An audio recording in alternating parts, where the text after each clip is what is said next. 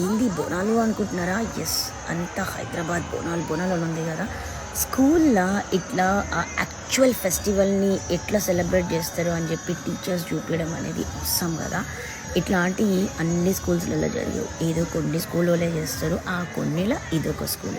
ఏ school అనుకుంటున్నారా? ఇది హైదరాబాద్ మెహదీపట్నంలో ఉన్న పుల్లారెడ్డి స్కూల్. అండ్ నాకు చాలా నచ్చిన స్కూల్ ఇది. ఒట్టి డాన్స్లే కాదు, అసలు ఫెస్టివల్ అంటే ఏందో కూడా చెప్తున్నారు, చూడండి.